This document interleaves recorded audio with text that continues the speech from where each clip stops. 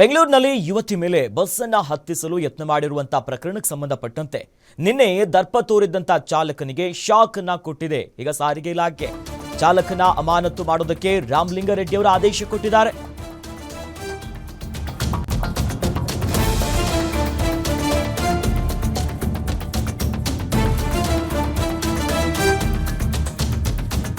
ನಿನ್ನೆ ಬೆಂಗಳೂರಿನಲ್ಲಿ ಯುವತಿಯ ಮೇಲೆ ಬಸ್ ಅನ್ನ ಹತ್ತಿಸುವುದಕ್ಕೆ ಯತ್ನ ಮಾಡಿದ್ರು. ನಿನ್ನೆ ಜೊತೆಯಲ್ಲಿ ಚಾಲಕ ದೊಡ್ಡ ಮಟ್ಟದ ದರ್ಪ ತೋರಿದಾದ್ರೆ ಆತನಿಗೆ ಸಾರಿಗೆ ಇಲಾಖೆ ಶಾಕ್ ಕೊಟ್ಟಿದೆ.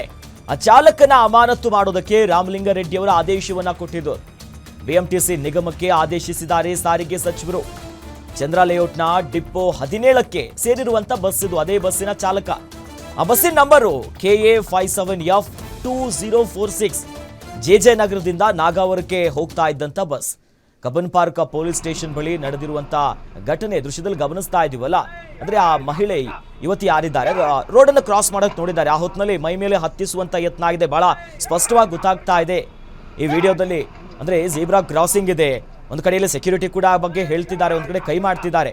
ಆದರೂ ಕೂಡ ಮುಂದೆ ನಿಲ್ಲಿಸದೇನೆ ಅಷ್ಟೊಂದು ಬೇಜವಾಬ್ದಾರಿಯಿಂದ ವಾಹನವನ್ನು ಚಲಾಯಿಸಿರುವಂಥ ಪ್ರಕರಣಕ್ಕೆ ಸಂಬಂಧಪಟ್ಟಂತೆ ಈ ಬಸ್ಸು ಚಂದ್ರ ಲೇಔಟ್ ಡಿಪೋ 17ಕ್ಕೆ ಸೇರಿರುವಂಥ ಬಸ್ಸು ಸದ್ಯ ಈಗ ಅಮಾನತಿನ ಶಾಕ್ ಬಂದಿದೆ.